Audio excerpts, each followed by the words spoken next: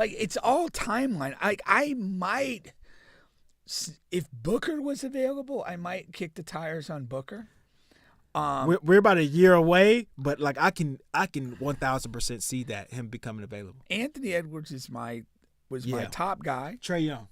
No, don't like him. Fox over Trae. Yeah. Now that's interesting. No, I think more people would be split. I know you don't care about more people, but I think more people would be split. I want less people. I want 74 million less people.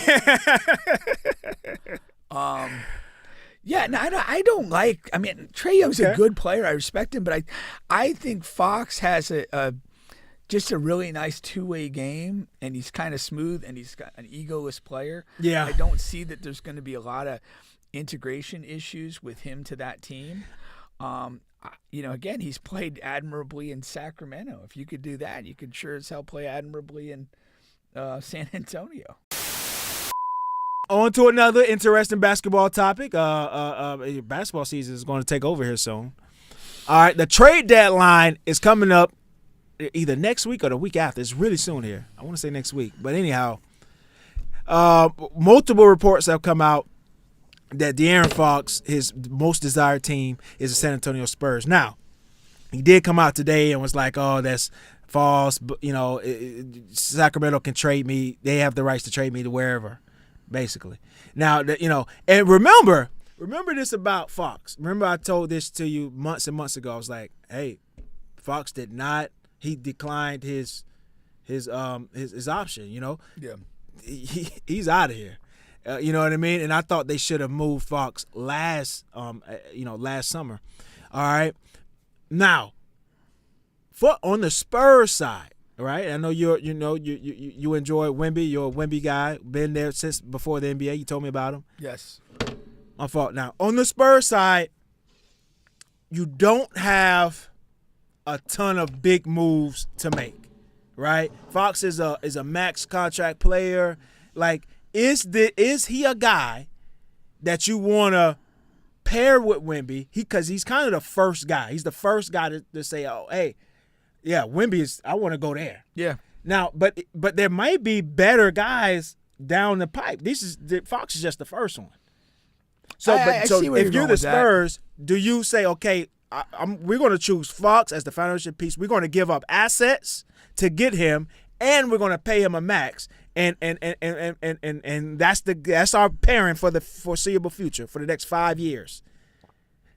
What do you think? Is that your guy? I'm not against it. My guy and what I've been preaching for since last year was Anthony Edwards. Mm-hmm. I would do whatever's necessary to try to get him, but there's a reality right now that Edwards is not available, as far as we know. Yeah. And so, if I'm the Spurs, if I am the Spurs, I am kicking the tires on Anthony Edwards. Any other kind of like star player in that phase of their career. Luka's not touchable.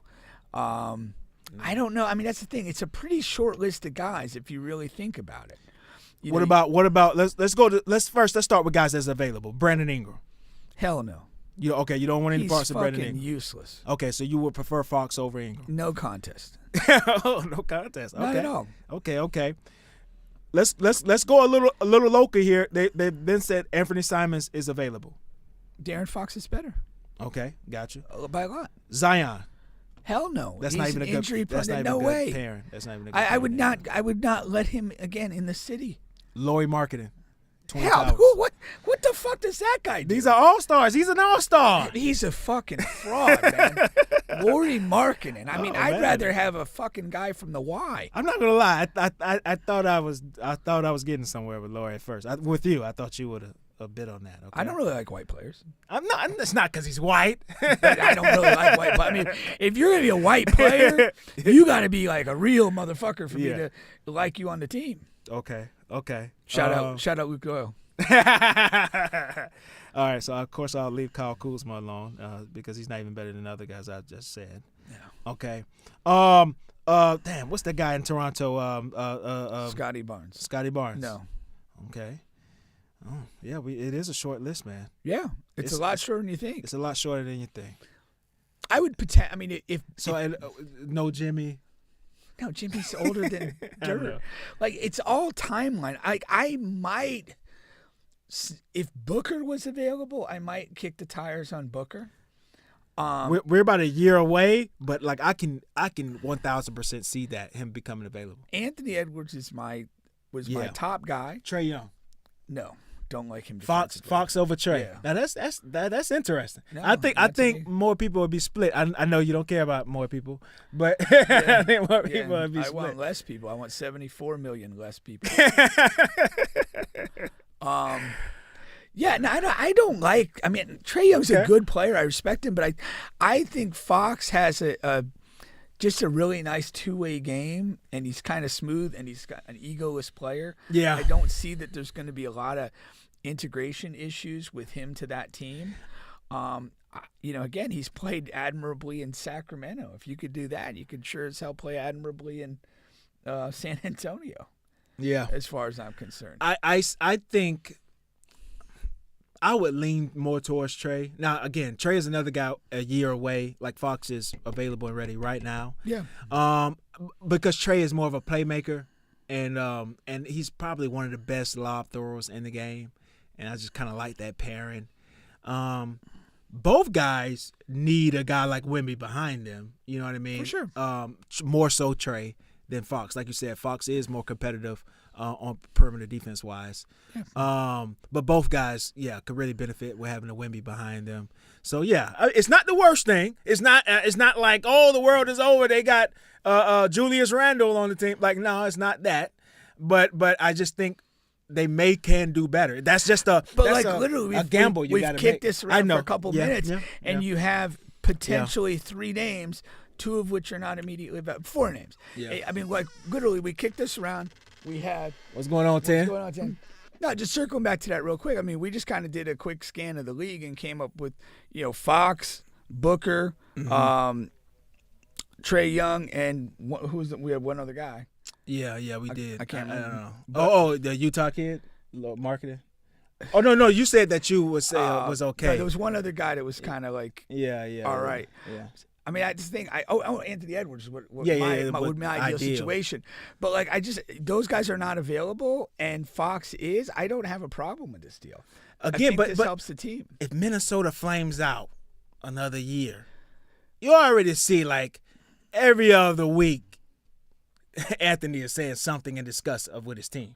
Yeah, for sure. So like, but will that boil after this summer? I think you need another year of disappointment. Yeah, I don't. That's the thing. You don't want to chance that, and you don't want to chance that. How long are you going to string this along? Exactly. And again, if you're looking at the Spurs, I'm trying to build a really solid team. I've got Wemby. Castle looks like he's going to play. He could be a rotational. Vassell looks like a decent player. You still got Chris Paul doing his thing. You bring in De'Aaron Fox again, another like good professional guy that I feel has good sort of tough game, tough situation moxie to him, and like you just keep adding pieces. Yeah, you're adding. You want to look at like the Celtics and these types of teams, the Warriors when they had it right. Where you build an ensemble cast of dudes. You don't need everybody to be an alpha star. No, you need dudes that are going to fit and work and compete and have high level talent and do stuff at an NBA elite level. Yeah, championship level. Not everybody is the elite scorer, but everybody on there has an elite NBA skill. I 1,000% agree. Yeah, like I said, I definitely wouldn't be mad at it. De'Aaron Fox is he's definitely a good, really good option for that. We'll see. Now Sacramento has recently, since then, has upped their asking price. So yeah, and he is that guy too. Like you look at him, it's like he's obviously older than Wemby, but he's still in his prime. Oh, he's still in his prime, and he's also in that window where he's going to feel some urgency to define his career. Yeah. And with Wemby, he's going to see that. And that's why he wants out of Sacramento. Exactly. Yeah. He doesn't want to see. He sees the bigger picture. Yeah, I mean, they were good 2 years ago, but got knocked out early to the Warriors. They were disappointing last year, disappointing this year. He doesn't want to spend the prime of his career at a place that doesn't matter. Yeah. And shout out to him. He's not being Dame Lillard. You beat me to it. I said he could easily be another Dame Lillard and just stay there and own the Sacramento City and do all of this foolishness and wouldn't amount to a hill of beans. 1,000% he could do that. For sure. Damn, I got to be faster. That's all. Yeah, you guys are still on the bench podcast. Let's see here. Let's hit some quick things here before we hit the Super Bowl talk. All right, hold on. He says, Black says Jimmy in Memphis might be a good fit. We know that. Yeah. But for some reason, he just doesn't want to go. Hopefully, news will break or why he doesn't want to go there.